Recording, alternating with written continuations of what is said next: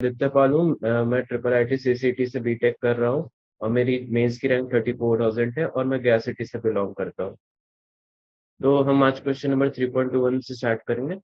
तो 3.21 में हमें बोल रहा है कि would you expect the second electron gain enthalpy of OS positive more negative और less negative than first, justify और आंसर। तो हमें जैसे बोल रहा है कि जो हमारी जो ऑक्सीजन है, तो उसकी जो जो पहली इलेक्ट्रॉन गेन एंथैल्पी है, जो उसकी फर्स्ट इलेक्ट्रॉन गेन एंथैल्पी है, ठीक है। उसका तो हमारी जो सेकंड जो हम लोग इसमें इलेक्ट्रॉन गेन करवाएंगे, जब एक और इलेक्ट्रॉन गेन करवाएंगे, तो वो इसकी एंथैल्पी पॉजिटिव होगी या निगेटिव होगा या फिर लेस नेगेटिव देन फर्स्ट। ठीक है। तो ये चीज हमें बतानी है यहाँ पे। ठीक है। तो अभी हम लोग इसको हम देखेंगे सॉल्यूशन इसकी। तो जैसे कि हम देख सकते हैं, ऑक्सीजन एटम के लिए जो ऑक्सीजन की पहली इलेक्ट्रॉन गेन एंथैल्पी होगी, वो हमारी आएगी ऑक्सीजन गैस प्लस एक इलेक्ट्रॉन उसको हम जो दे रहे थे, उसकी वो फर्स्ट नेगेटिव स्टेट आएगी, जो कि उसको हम बोलेंगे फर्स्ट इलेक्ट्रॉन गेन एंथैल्पी। ठीक है। ये हमारी फर्स्ट ईजी की है इलेक्ट्रॉन गेन एंथैल्पी। ठीक है, फर्स्ट ईजी। तो वो हमारी होती है delta EHGH equal to -141 kilo joule per mole. ठीक है। तो ये नेगेटिव है यहाँ पे, जैसे तुम देख रहे हो ये नेगेटिव हो रही है। और जो सेकेंड केस में हमारी होती है कि जब हम ऑक्सीजन को और ऑक्सीजन नेगेटिव पे एक और इलेक्ट्रॉन जब देते हैं, तो वो सेकेंड इसकी सेकेंड इलेक्ट्रॉन गेन एंथैल्पी होती है, इसकी सेकेंड इलेक्ट्रॉन गेन एंथैल्पी होती है।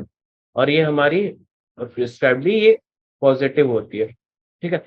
तो ये डेटा तो याद नहीं रहेगा। ठीक है। ये डेटा याद नहीं रहेगा। तो हम कैसे बताएंगे कि अ, ये पॉजिटिव होगी या ज्यादा निगेटिव होगी या लेस नेगेटिव देन फर्स्ट होगी।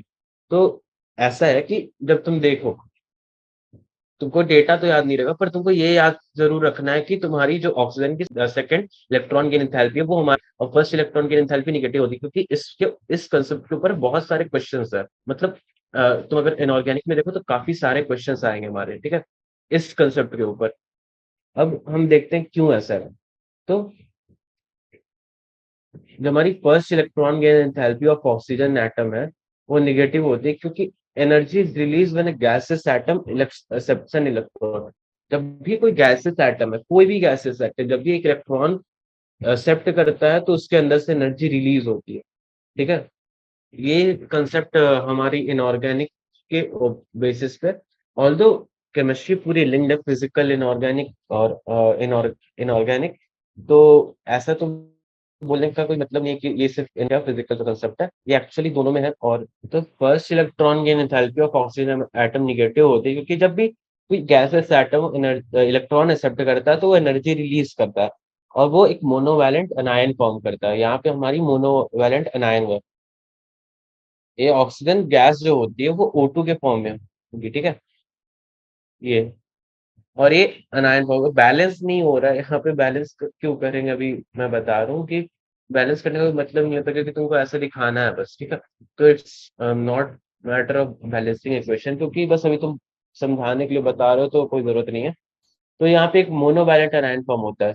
और जो सेकंड केस होता है, जब सेकंड इलेक्ट्रॉन गेन एंथैल्पी होती है ऑक्सीजन, वो पॉजिटिव एनर्जी होती है, क्योंकि यहाँ पे we need to overcome the force of repulsion between monovalent anion and second incoming electron.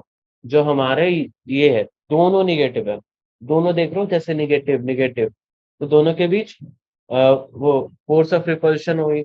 ऊपर से जब तुम इसके अंदर के इलेक्ट्रॉन्स के देख रहे हो, वो भी इन्हें रिपल्स करेंगे, क्योंकि जो O2 माइनस का जो स्टेज होता है, जैसा कि तुम जानते हो कि 2p4 होता है।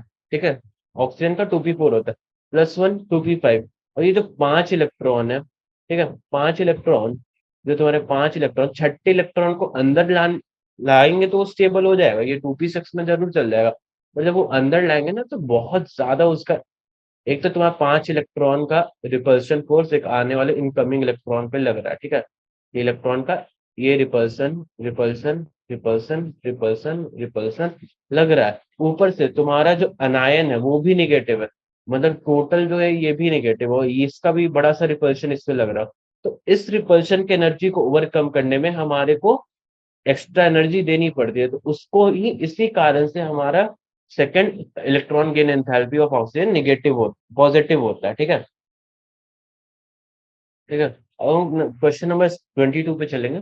क्वेश्चन नंबर 22 बोला, what is the basic difference between term electron gain enthalpy and electronegativity. तो जैसे तुम पढ़ते होगे अभी, तो तुमको क्वेश्चन में आता होगा कि इलेक्ट्रॉन गेन एंथैल्पी और इलेक्ट्रोनेगेटिविटी बहुत अलग अलग चीजें है। जैसे कि electron gain enthalpy, electron gain enthalpy क्या बताता है मैं।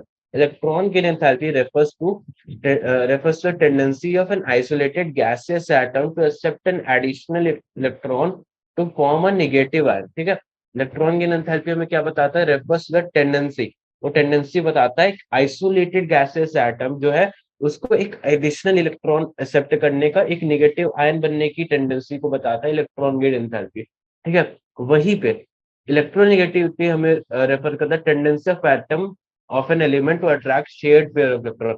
जो दूसरा जो टेंडेंसी ऑफ मतलब इलेक्ट्रोनेगेटिव बताता है कि जो एटम की टेंडेंसी है, एटम की जो टेंडेंसी है, मतलब एक एटम मतलब एलिमेंट है, जो किसी एलिमेंट का एक जो एटम है उसकी जो टेंडेंसी है to attract shared pair of shared pair of electron क्या है, दो एटम है, दो एटम एक दूसरे को स्टेबल बनाने के लिए, ये एटम है और ये दूसरा एटम है और इसके एक शेयर्ड पेयर। ठीक है, शेयर्ड पेयर वाले इलेक्ट्रॉन्स हमें क्या बताते हैं कि वो एटम स्टेबिलिटी आएगा उससे। ठीक है, वो वो स्टेबिलिटी के लिए हम शेयर्ड पेयर ऑफ इलेक्ट्रॉन, उसी टेंडेंसी को हम बोलते हैं इलेक्ट्रोनेगेटिविटी। ठीक है, 23rd क्वेश्चन पे चलेंगे। 23 नंबर, how would you react to the statement that electronegativity of N on Pauling scale is 3 in all nitrogen compounds. तो जो हमारा इलेक्ट्रोनेगेटिविटी ऑफ नाइट्रोजन है पॉलिंग स्केल पे, वो 3 है इन ऑल नाइट्रोजन कंपाउंड। तो इसके ऊपर तुम्हारी क्या राय है, ये हमें पूछा जा रहा है। तो हम जैसे कि जानते हैं कि पॉलिंग स्केल पे इलेक्ट्रोनेगेटिविटी ऑफ नाइट्रोजन 3 होती है, इंडिकेट्स इट्स सफिशिएंटली इलेक्ट्रोनेगेटिव, मतलब ये बताता है कि बहुत ज्यादा इलेक्ट्रोनेगेटिव है, but it's not correct to say that electronegativity of N is in all compound is 3। ठीक है, तो हमारे पास ये भी हम जानते हैं कि सारे कंपाउंड में नाइट्रोजन की इलेक्ट्रोनेगेटिविटी 3 नहीं होती। ये गलत स्टेटमेंट है कि यहाँ पे जो लिखा हुआ है कि how do react to the statement that electronegativity of N on Pauling scale is 3 in all nitrogen compound. Totally सही नहीं है, मतलब सही है बट टोटली सही नहीं है। It depends upon the state of hybridisation in particular compound. जो भी तुम्हारा कंपाउंड होगा, जैसे NH3 होता है, ठीक है, उसमें sp3 हाइब्रिडाइजेशन होती है, NH2 होता है उसमें sp2 हाइब्रिडाइजेशन होती है। तो अलग अलग कंपाउंड्स होते हैं, उनमें अलग अलग हाइब्रिडाइजेशन होती है। उसके बेसिस पे हम लोग बोलेंगे कि कि अम, मतलब वो डिपेंड करता है कि एन की इलेक्ट्रोनेगेटिविटी क्या मतलब क्या होगी। हाँ, तो अब हम बोल सकते हैं कि जब ज्यादा परसेंटेज होगा एस कैरेक्टर का किसी कंपाउंड में, तो उसकी इलेक्ट्रोनेगेटिविटी ज्यादा होगी। अगर एस कैरेक्टर वहीं कम होगा किसी कंपाउंड में, तो उसकी इलेक्ट्रोनेगेटिविटी कम हो। ये एक जनरल स्टेटमेंट है। मोस्टली इसका सवाल ऐसा होता है ना कि तुम कभी मेंस के सवाल देखो, मेंस के सवाल में कुछ कुछ ऐसे टेक्निकल सवाल होंगे जो तुम्हारे को मतलब देखने में तो आसान है कि हाँ चलो 4 ऑप्शन है, 4 ऑप्शन में कोई एक ऑप्शन तुमको ऐसा लग रहा है कि हाँ ये होगा, बट वो ऐसा नहीं होता, क्योंकि इन्हीं छोटी-छोटी यही छोटी-छोटी बातें होती है जो कि वहाँ मैटर कर जाती है कि greater the percentage of S character more the electronegativity of हम हमें NH3 NH2 NH1 ऐसा करके दिया रहेगा। अब हमें बोला जाएगा NH1 तो नहीं हो, NH3 N2H3 ऐसे-ऐसे कंपाउंड दिए जाएंगे, बोलेंगे किसमें n का इलेक्ट्रोनेगेटिव सबसे ज्यादा है। तो हमें वहां पे एस कैरेक्टर निकालना, S character percentage of S character निकालना पड़ता है। ठीक है, मतलब पी कैरेक्टर निकालो या एस कैरेक्टर निकालो, कुछ भी निकालो, बट वहां पे निकालना पड़ता है, तब पता चलता है कि हाँ यहाँ पे हमारी इलेक्ट्रोनेगेटिव इतनी होगी। ठीक है, अब हम आगे बढ़ेंगे कि Thus, the electronegativity of nitrogen increases in moving from sp3 hybridized orbital to sp। ठीक है, तो दैट इज sp3 से ज्यादा sp2 की होगी, sp की सबसे ज्यादा, क्योंकि देखो परसेंटेज निकालो यहाँ पे, चार है, चार चार मतलब इसमें चार टर्म्स है sp3, ठीक है, और s की एक टर्म है, तो तो इसकी परसेंटेज 25% होगी यहाँ पे s करेक्टर की, ठीक है। sp2 में क्या होगी, 1/3, 33.3%, इसमें क्या होगी, 50% होगी, ठीक है। तो ये क्वेश्चन समझ में आ गया होगा, काफी अच्छे से समझाया मैंने ये चीज, ठीक है। अब क्वेश्चन नंबर 24 पे चलते हैं। तो 24th क्वेश्चन नंबर बोल रहा है, describe the theory associated with the radius of an atom as it gains an electron, second loses an electron. तो जब कोई एटम एक इलेक्ट्रॉन गेन करता है, ठीक है, वो leads the formation of an ion, ठीक है। The size of an ion will be large than that of the parent atom because the addition of one or more electron would result in increase repulsion among electrons. Simply सी बात है कि अगर कोई atom अनायन एक electron gain करता है, ठीक है, तो उसमें उसके और जो पहले से प्रेजेंट इलेक्ट्रॉन है, उनके बीच रिपल्सन बढ़ेगी, ठीक है, रिपल्सन बढ़ेगी, और अमोंग इलेक्ट्रॉन अब वो इफेक्टिव न्यूक्लियर चार्ज को डिक्रीज करेगी, ठीक है। तो बेसिकली ये बात है कि जो अपनी जो रेडियस होती है, जब भी इलेक्ट्रॉन एंटर करता है, गेन करता है, तो रिपल्सन होती है, और उसके कारण से जो रेडियस होती है हमारी, लाइक तुम जैसे देखो, अगर तुम्हारा एक ऐसे मान लो कि तुम्हारा सोडियम है, सोडियम से लेके तुम अपने लेफ्ट से सोडियम वाले रो में लेफ्ट से राइट जा रहे हो, तो तुम्हारी ऐसी टेंडेंसी होती है कि जब भी वो लेफ्ट टू राइट में तुम्हारी रेडियस छोटी हो जाए, जितने ज्यादा इलेक्ट्रॉन्स हो रहे हैं वहां छोटी होती जा रही है, वो गेन कर रहा है ना एक इलेक्ट्रॉन, तो उसकी और रेडियस छोटी होती जा रही है, ठीक है। अब सेकंड केसेस में है कि loss in of an electron, the size of an ion will be larger than that of parent atom because of the addition, sorry sorry, हाँ, तो मैंने उधर गलत एग्जांपल ले दिया कि गेन ऑफ इलेक्ट्रॉन पे क्या होता है।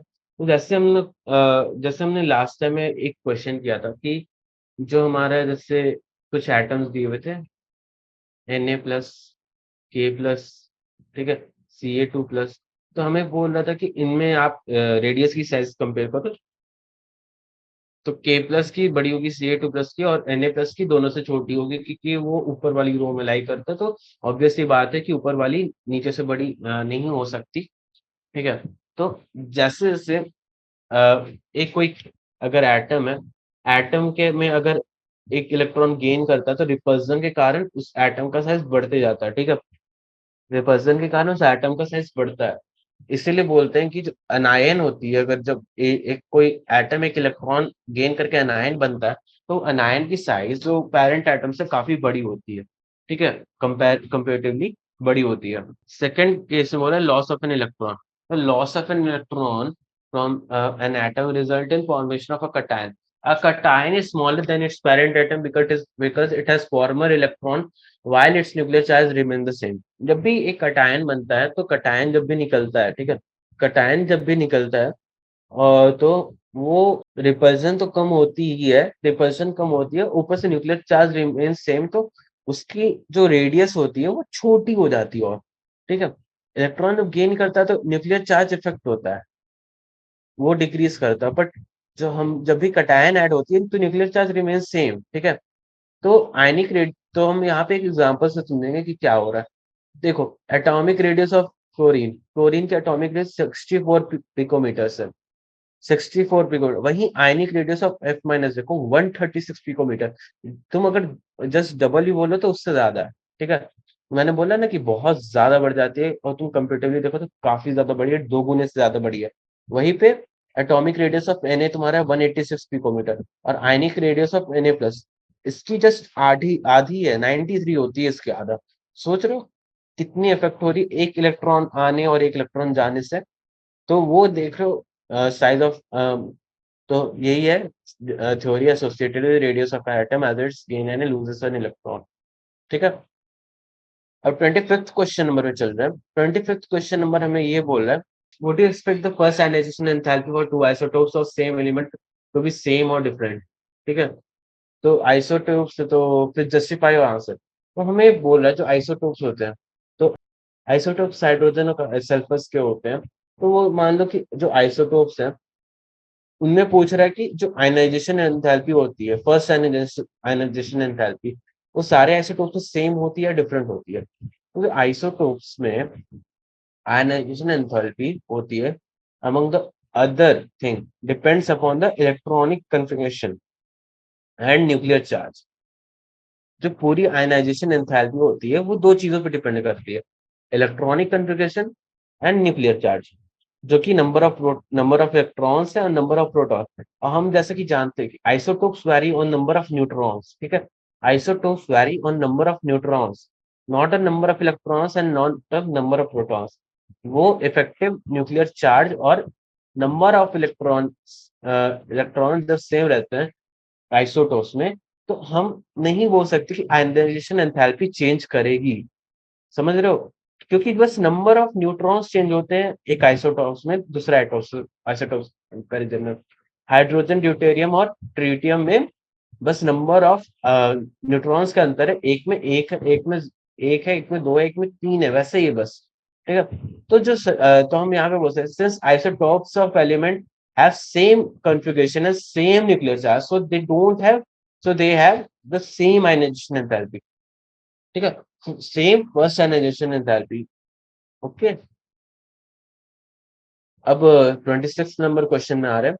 हमें पूछा जा रहा है what are the major difference between metals and non metals. तो हम बचपन से पढ़ते आ रहे हैं मेटल्स एंड नॉन मेटल्स में क्या डिफरेंस होगा। ठीक है? One of the easiest question है ये पूरे एक्सरसाइज में, बट स्टिल इसमें कुछ ऐसी ऐसी बातें हैं जो कि एक थोड़ी-सी भी गलती होती है तो मतलब आप नहीं पहचान पाओगे मेटल्स और नॉन मेटल्स में मेजर डिफरेंस क्या है। तो एक बार देख लो। Metal metal have a strong tendency to lose electron and to form cations. Metal हमेशा से मेटल्स की टेंडेंसी होती है कि वो एक इलेक्ट्रॉन अपने अंदर से लूज करके एक कैटायन के फॉर्म में रहे, ताकि वो किसी दूसरे अनायन के साथ कंबाइन करके एक स्टेबल स्टेट में चल जाए। Metals are not stable, okay? ठीक है? Metal are strong reducing agent. अब रिड्यूसिंग एजेंट क्या होता है? जो दूसरे को रिड्यूस कर ले। ठीक है? खुद ऑक्सीडाइज हो जाएगा और दूसरे को रिड्यूस करेगा। Metal have low ionization enthalpy. ठीक है? Metal have low ionization enthalpy क्योंकि वो स्ट्रॉन्ग रिड्यूसिंग एजेंट है और वो उनकी टेंडेंसी इलेक्ट्रॉन लूज करने की। तो metal have low ionization enthalpy, वो तुरंत इलेक्ट्रॉन लूज करके कटायन फॉर्म करते हैं। ठीक है? इसलिए बोलते हैं metal have low ionization enthalpy. पूरी चीज इसी के बेसिस पे है। Metal form basic oxide and ionic compound. Metal form basic oxide and ionic compound same. This is the reason metal why it form basic oxide and ionic compounds. ठीक है? और वही नॉन मेटल्स के ऊपर आते हैं, तो नॉन मेटल्स की टेंडेंसी होती है कि वो accept electron to form an ion. वो मेटल्स की उल्टी टेंडेंसी होती है कि वो इलेक्ट्रॉन एक्सेप्ट करना चाहती है और अनायन बन के किसी के साथ रिएक्ट करके स्टेबल पे जाना चाहती है।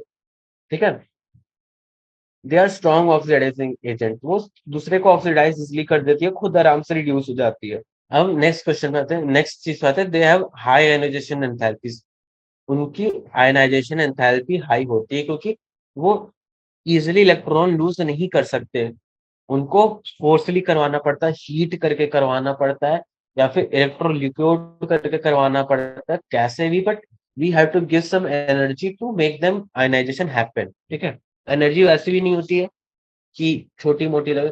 800, 900, 1000 किलो जूल एनर्जी लगती है एक आयनाइजेशन एंथैल्पी ऑफ एटम को करवाने में।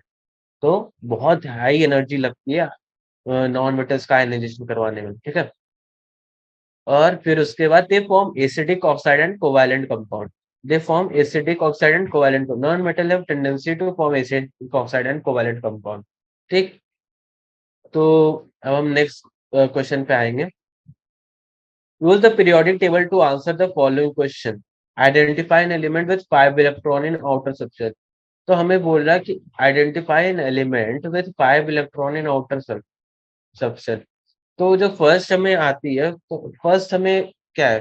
फर्स्ट हम यूज करेंगे मतलब एक सिंपल सा डिड्यूस फॉर्मेट में 1s2 2s2 2p5। जो फर्स्ट एलिमेंट होगी हमारी, जो कि ये 5 एलिमेंट्स इन आउटर सबशेल होगी, वो पहली चीज आ रही है हमारी को नाइट्रोजन। ठीक है? Nitrogen is the first element, 2s 2p3। तो हमारे पास से टोटल आउटर सबशेल में 5 इलेक्ट्रॉन आ रही है, ठीक है। तो ये नाइट्रोजन है। ओके, ये नाइट्रोजन है, ठीक है। Identify an element that would tend to lose 2 electron.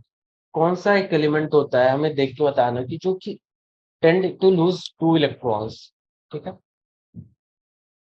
Identify an element that would tend to lose 2 electrons. 2 electron कौन सा, एक तो तुम समझो कि फर्स्ट ग्रुप में सारे एलिमेंट्स एक इलेक्ट्रॉन लूज करके स्टेबल स्टेट में जाते हैं। सेकेंड ग्रुप के जो एलिमेंट्स होते हैं वो 2 इलेक्ट्रॉन लूज करके स्टेबल स्टेट में जाते हैं। तो हमें पता चल गया कि जो सेकेंड ग्रुप का कोई एक एलिमेंट होगा जो कि वो एक दो इलेक्ट्रॉन को लूज करके स्टेबल स्टेट में जाए। तो फर्स्ट में स्टेबल क्या आता है, तो हम जानते हैं क्या आता है।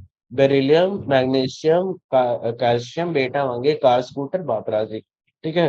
तो तुम्हें याद होगा तो वो तुम कुछ भी लिख सकते हो, बेरिलियम लिख सकते हो, मैग्नीशियम लिख सकते हो, ठीक है। तो मैंने यहाँ मैग्नीशियम लिखा, ठीक है। अब identify an element that would tend to gain 2 electrons.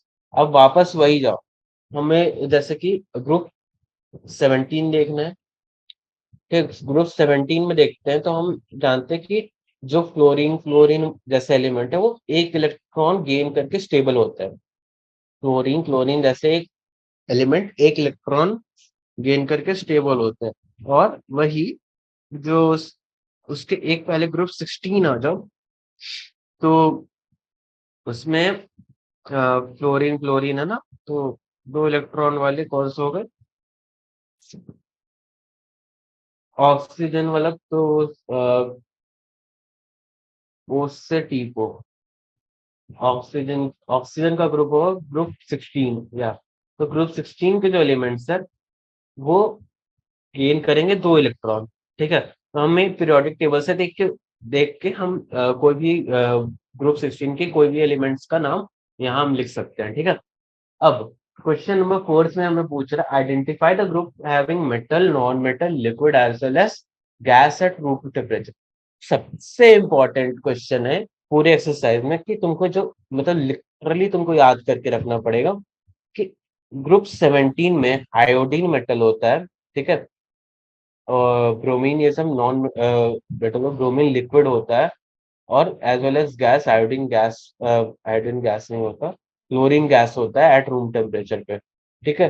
तो ये लिटरल एक इंफॉर्मेशन है जो तुमको याद करके रखनी पड़ेगी, जो कि तुम केमिस्ट्री में बोलते हैं जैसे कि याद करना बहुत इंपॉर्टेंट होता है। तो this is the one of the type of question जो तुमको पूरी अच्छे से याद रखनी पड़ेगी। ऑल्दो तुमको सब चीजें याद रखनी है, बट इसको कहीं अलग से लिख के रखो कि जो जो ग्रुप 17 होता है उसमें मेटल आयोडीन होता है, नॉन मेटल क्लोरीन होता है, लिक्विड ब्रोमीन होता है और गैस हमारा क्लोरीन होता है, ठीक है। बट इसकी इसकी आंसर ग्रुप 17 होगी। एक बार देख लेना नॉन मेटल कौन सी होती है, मेटल तो आयोडीन होती है, ठीक है। 3.28 28 नंबर क्वेश्चन पे आता है। तो उसमें बोल रहा है the increasing order of reactivity among the group 1 element is lithium greater than sodium, greater than potassium, greater than rubidium, greater than cesium। हमें ग्रुप 1 की रिएक्टिविटी दी हुई है कि जो सी वो तुम अगर देखो तो टॉप से बॉटम में रिएक्टिविटी बढ़ती है, वेराज ग्रुप 17 में टॉप से बॉटम में रिएक्टिविटी घटती है एक्चुअली, ठीक है। तो इसका क्या रीजन होगा, तो एक सिंपल सा रीजन है। अगर मैं मतलब बताऊं तो जो अपनी ग्रुप 17 के एलिमेंट्स होती है, अगर वो जो नीचे में क्या बोलते हैं एक इलेक्ट्रॉन एक्सेप्ट करके स्टेबल स्टेट में जाने से बढ़िया वो कोवैलेंट कंपाउंड फॉर्म करके ज्यादा अच्छे से स्टेबल हो पाते हैं, ज्यादा उनकी स्टेबिलिटी बढ़ती है, ठीक है। तो एक वन ऑफ द रीजंस यहाँ पे ये है। और ऊपर से तुम जो ये ग्रुप 1 के एलिमेंट है, ग्रुप 1 के एलिमेंट काफी ज्यादा रिएक्टिव है, क्योंकि जो बड़े साइज के एलिमेंट है उनमें जो वैलेंस शेल के एक इलेक्ट्रॉन है वो पहले से बहुत ज्यादा लूजली बाउंड है, और लूजली बाउंड है और वो तुरंत ही छूट जाती है। वो मतलब उसको टाइम ही नहीं लगेगा कि वो इवन ऐसा है कि सीजर एयर के कांटेक्ट में आने से फटने लगता है, ठीक है। It's that reactive. तुम समझो कि कितना ज्यादा रिएक्टिविटी है। इसलिए सीज़ियम को हमेशा एयर टाइट बॉटल्स में रखते हैं, ताकि वो अगर वो तुरंत उस caesium doesn't take a bit second to react, ठीक है? वो तुरंत रिएक्ट कर लेती है, उस मिनट्स मिनी सेकंड्स में रिएक्ट करती है सीज़ियम, इतनी ज़्यादा रिएक्टिविटी है। Same with the fluorine, fluorine बहुत ज़्यादा रिएक्टिव है, ठीक है? मीन्स हाइली रिएक्टिव है, और it forms easily compound with NaF and very strong compound with NaF, ठीक है? So the element of group 1 have only one electron in their respective valence shell, and thus they have a strong tendency to lose the electron. जो group 1 के element है have one electron in respective valence shell. जैसे कि मैंने बताया कि एक ही electron होता है वैलेंस शेल में। वो इलेक्ट्रॉन एक तो लूजली बाउंड होता है बड़े साइज के कारण, एस ग्रुप में नीचे जाओ, और स्ट्रॉन्ग टेंडेंसी होती है उसको लूज करने की, क्योंकि उसको लूज करके इनर्ट गैस कॉन्फ़िगरेशन पाने में बहुत मजा आता है। ग्रुप वन एलिमेंट्स को बहुत आराम से कर लेते हैं, और वही the tendency to lose electron in turn depends upon the ionization enthalpy. और क्योंकि आयनाइजेशन एंथैल्पी बहुत कम होती है, क्योंकि इतनी इतनी जल्दी लूज करते हैं, बहुत कम आयनाइजेशन एंथैल्पी होती है। तो वही इसमें कि ग्रुप 70 में, sorry, since ionization decrease down the group, the reactivity of group 1 increases in the same order, ठीक है? अब इन कॉन्ट्रास्ट में देखते हैं तो 17 have, जो ग्रुप 17 होती है, ग्रुप 17 जो अपनी है, have 7 electron in the respective valence shell, ठीक है? जो उसकी वैलेंस शेल होती है उसमें पहले से 7 इलेक्ट्रॉन है, and they have a strong tendency to accept 1 electron. जो जो ये होती है, उनकी होती है कि एक इलेक्ट्रॉन लेके एक स्टेबल इनर्ट गैस कॉन्फ़िगरेशन बना सकते हैं। ग्रुप 17 का ग्रुप 18 होती है, एक इलेक्ट्रॉन ज्यादा होती है, उसमें बहुत इनर्ट गैस कॉन्फ़िगरेशन होता है, रिएक्ट ही नहीं करती हैं। ग्रुप 18 के एलिमेंट्स रिएक्ट ही नहीं करती, इतनी ज्यादा वो स्टेबल होती है, ठीक है? Although they form covalent compounds, but still वो रिएक्ट नहीं करती है। They form compounds with water. I don't remember the name perfectly, but वो कंपाउंड्स वाटर के साथ फॉर्म करती हैं। खासकर ज़ीनॉन, ज़ीनॉन ऑक्सीजन के साथ रिएक्ट करता है, Fc के साथ उसके सारे बहुत सारे कोवैलेंट कंपाउंड फॉर्म करते हैं, XgO3, XgO2, F7। तो बहुत सारे हैं, तुम देख सकते हो। XgO2 F6 sorry, not F7, XgO2 F7 minus होता है, जो कि sp3d3 कॉन्फ़िगरेशन के आगे का चीज है। हाँ, द कॉन्फ़िगरेशंस। अब हम आगे चलते हैं। It is linked with the electron gain enthalpy, ठीक है? इलेक्ट्रॉन गेन एंथैल्पी और इलेक्ट्रोनेगेटिव, ये सब बुकिश लैंग्वेज है। बेसिकली समझो कि जो 7th इलेक्ट्रॉन है 17 ग्रुप नंबर की, वो उनको जो एक इलेक्ट्रॉन गेन करके जो स्टेबल कॉन्फ़िगरेशन स्टेट से ज्यादा पसंद है कि वो कोवैलेंट कंपाउंड फॉर्म करके विथ शेयर्ड इलेक्ट्रॉन्स, वो ज्यादा स्टेबल होते हैं इन कंपैरिजन टू वो एक इलेक्ट्रॉन गेन करके कोई कंपाउंड बने। वो इलेक्ट्रॉन गेन करते हैं, बट स्टिल जब जब स्टेबिलिटी की बात आती है तो दे आर इजीली ब्रेकेबल, ठीक है? The lower group 17 atoms are easily breakable. तुम NaI फॉर्म होते हुए देखोगे, ठीक है?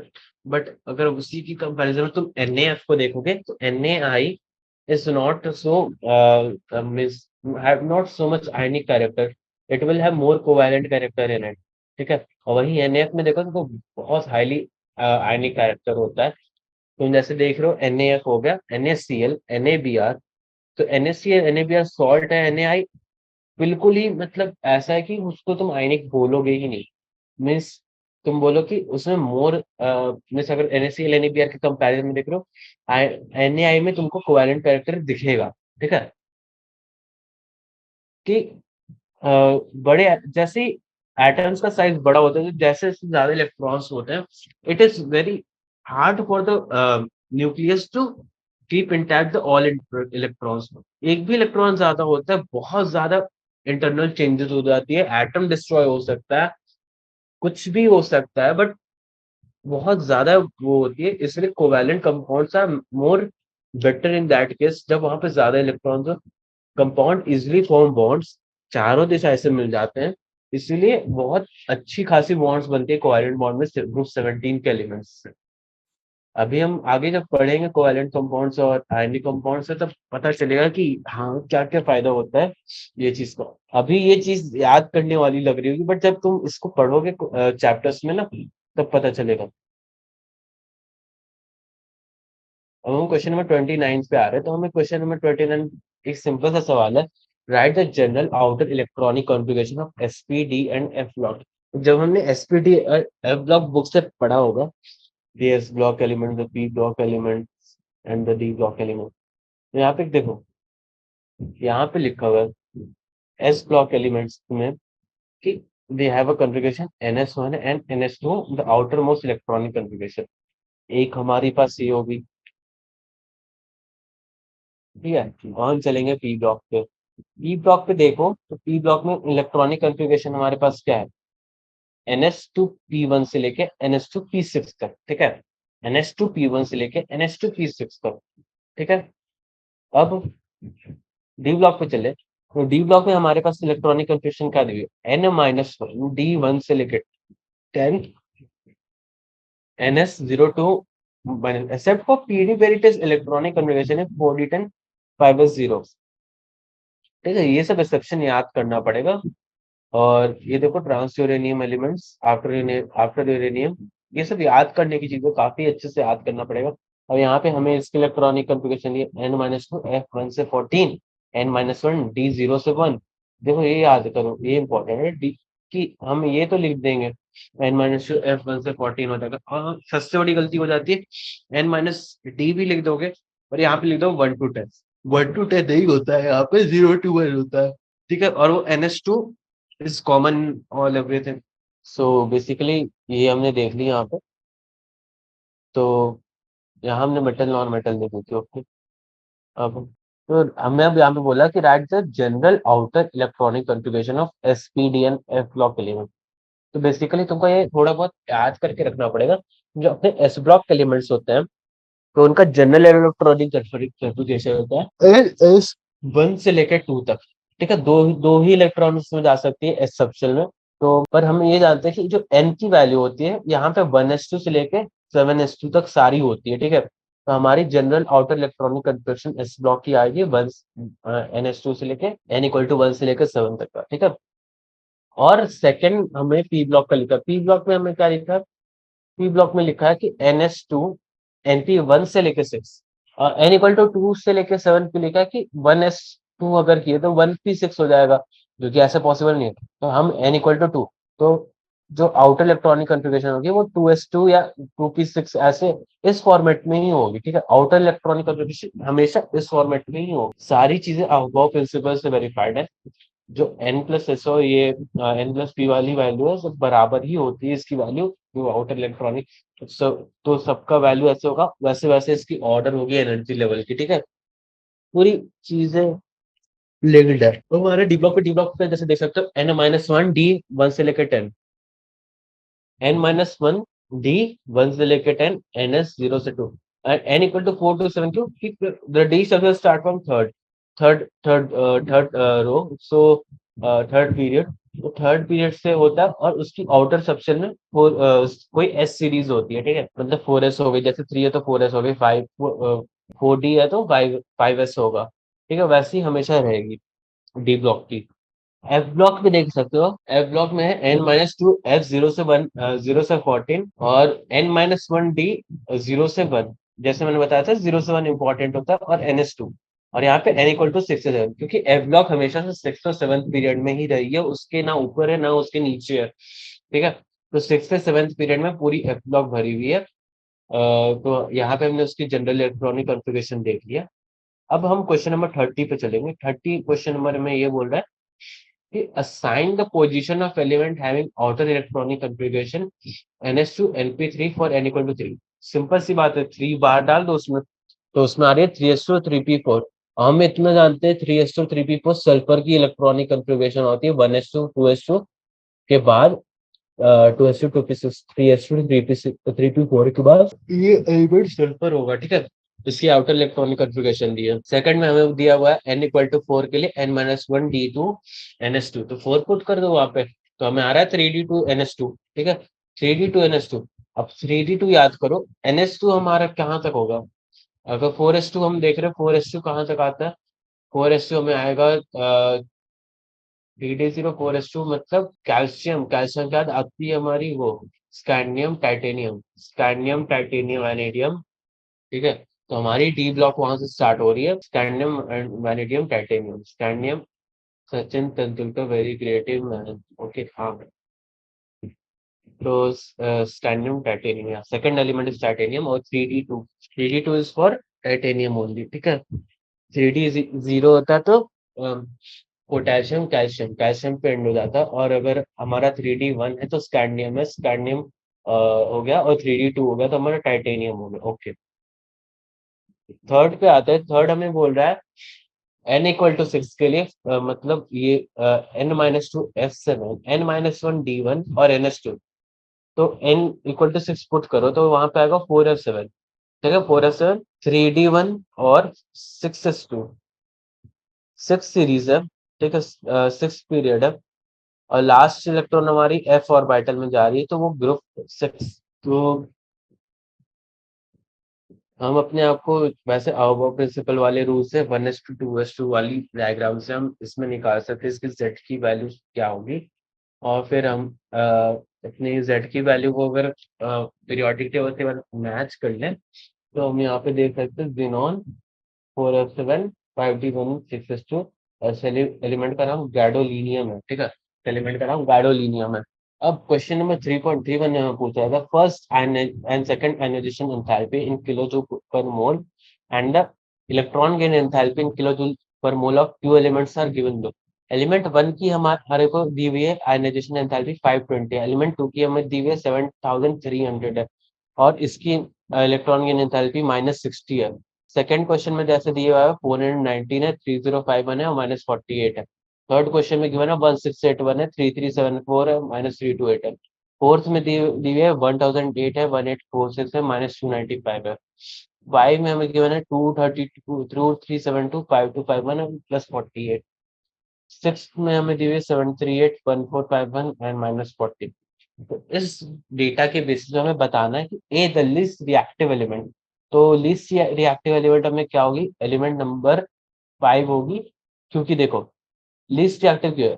इसकी आयनाइजेशन एंथैल्पी सबसे ज्यादा है, तो ये इलेक्ट्रॉन ना लूज करेगा, और इसकी इलेक्ट्रॉन गेन एंथैल्पी भी पॉजिटिव में है। इलेक्ट्रॉन गेन एंथैल्पी जब पॉजिटिव में है, तो इसका मतलब है कि इसमें हमें एनर्जी डालना पड़ेगा इसको इलेक्ट्रॉन लूज गेन करवाने में। तो इसकी जब इलेक्ट्रॉन गेन एंथैल्पी भी हाँ पॉजिटिव है, और इसकी आयनाइजेशन एनर्जी भी मतलब बहुत ज्यादा है, तो दिस एलिमेंट इज लिटरली क्या बोलते हैं, लीस्ट रिएक्टिव। और मोस्ट प्रोबेबली ये कोई इनर्ट गैस होगा, मोस्ट प्रोबेबली ग्रुप 18 का बिलोंग करेगा।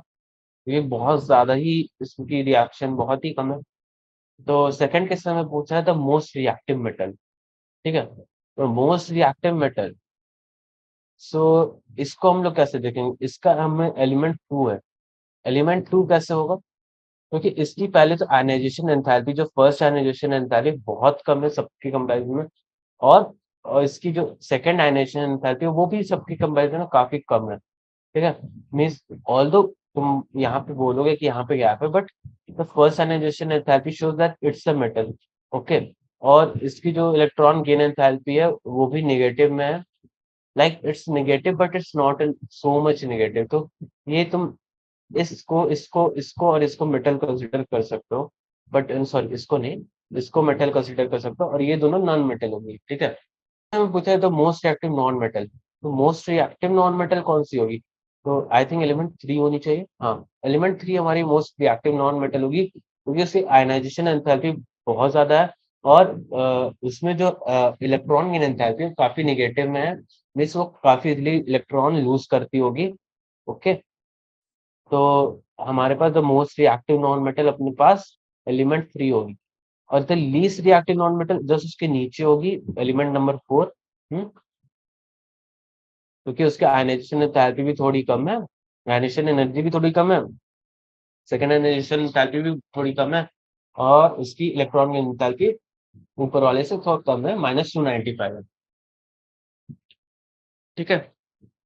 ई में तो पूछा the metal which can form a stable binary halide और the formula Mx2 S equal to halogen. ठीक है। ये हम कैसे देखेंगे? Mx2 तो हमें देखना कि कौन से एलिमेंट की सेकंड आयनाइजेशन एंथैल्पी सबसे कम है। तो हमारे पास जो ये 3 मेटल है, इनमें सबसे कम second ionization enthalpy element number 6 की है। तो हम बोल सकते हैं element number 6 can form a stable binary halide of formula Mx2। स्टेनरी binary halide of formula Mx2 element number 6। अब वही पूछ रहा है कि the element which can form predominant stable covalent halide of formula which metal can form the stable covalent halide of formula Mx। तो अगर हम यहाँ पे देखें कोवैलेंट, क्योंकि जो सेकंड वाली होगी इसकी इसकी वैल्यू सबसे ज्यादा है एलिमेंट 1 की। तो ये इकलौता है जो कोवैलेंट हेडलाइट है, हेडलाइट बोलो कोवैलेंट हैलाइड फॉर्म कर सकता है एलिमेंट नंबर 1। ठीक है। क्योंकि इसकी सेकंड वाली आयनाइजेशन एनर्जी काफी ज्यादा है, तो इकलौती यही चांस है कि ये कोवैलेंट हैलाइड फॉर्म करे एमएक्स फॉर्मूला का। ओके। 3.32 पे चलते हैं। हमें यहाँ पे पूछ रहा है कि predict the formula stable binary compounds that would be form by combination of this following pairs, lithium and oxygen. तो लिथियम एंड ऑक्सीजन का LiO2, एक लिथियम ऑक्साइड हमारा एक आयनिक कंपाउंड है, वो इजिली फॉर्म कर जाता है। Li प्लस O2 जो कर रहे हैं, LiO2 फॉर्म करता है लिथियम ऑक्साइड, काफी इजिली बन जाता है। मैग्नीशियम में नाइट्रोजन, तो मैग्नीशियम नाइट्रोजन का सबसे अच्छा आयनिक कंपाउंड बनता है Mg3N2 magnesium nitride. Aluminium and iodine, aluminium and iodine का भी AlIT एल्यूमिनियम आयोडाइड बनता है। I think aluminium iodide, aluminium iodide and वो the silicon oxide, SiO2 sand बोलते हैं इसी, सिलिकॉन डाइऑक्साइड। ये इजिली फॉर्म हो जाता है, बहुत हार्ड होता है सैंड। ओके। ई हमें पूछ रहा है phosphorus and chlorine. Phosphorus and chlorine, phosphorus and chlorine क्या बनाएंगे? Phosphorus and PF3, yes. Phosphorus and chlorine PF3 बनाते हैं। ठीक है। ये भी एक आयनिक कंपाउंड है, शायद सॉरी सॉरी, ये भी कोवैलेंट कंपाउंड है PF3। Okay. Element 17 and chlorine, element 17 ल्यूटेनियम होता है, ल्यूटेनियम, और इसके कंपाउंड LuF3 होगा। मोस्ट प्रॉब्ली ये भी कोवैलेंट कंपाउंड होगी, क्योंकि एज तुम देखो जैसे थर्ड पीरियड में तुम जानते हो आयनिक नेचर कम होता जाता है, covalent compound formation D block की खासकर बहुत ज्यादा हो जाती है। ठीक है। अब 33rd नंबर, अब यहाँ से हमारी वन वर्ड क्वेश्चंस हो गए, तो मोस्ट प्रॉब्ली बहुत जल्दी ये चैप्टर क्वेश्चंस खत्म हो जाएगा। तो 33 नंबर क्वेश्चन पूछिए। In modern periodic table the period indicates the value of, simple सी बात है, प्रिंसिपल क्वांटम नंबर n को डिनोट करता है मॉडर्न पीरियोडिक टेबल का principal quantum number. Okay. 34th question number में which of the following statement related to the modern periodic table is incorrect? The p orbital has 6 column because the maximum number of 6 electron can occupy all pure potential, तो ये गलत है। D block has 8 columns because the maximum of 8 electron can occupy all orbital in a d section, तो B option सही है। और each block contains a number of columns equal to the number of electron that can occupy section, ये गलत है। और which the block indicates the value of azimuthal quantum number for the last section received electron and building up the electronic, ये भी गलत है। ठीक है। 35th क्वेश्चन में देखें, anything that influences the valence electron will affect the chemistry of element. Which of the one following factors will not affect the valence shell? Valence principal quantum number, nuclear charge, nuclear mass, number of core electron. तो जैसा कि हम जानते हैं कि अपना जो valence shell है, वो तो प्रिंसिपल क्वांटम नंबर से इफेक्ट होता ही, न्यूक्लियर चार्ज से भी इफेक्ट होता है, और नंबर ऑफ कोर इलेक्ट्रॉन से भी इफेक्ट होता है। न्यूक्लियर मास से नहीं होता, क्योंकि nuclear mass depends on number of protons. ठीक है। Number of protons and plus number of electrons. Okay. तो उसके कारण वो नहीं होगा कि प्रोटॉन न्यूट्रॉन्स बढ़ेगा घटे, उससे कोई फर्क नहीं पड़ेगा। वैल्यूशन को, ठीक है।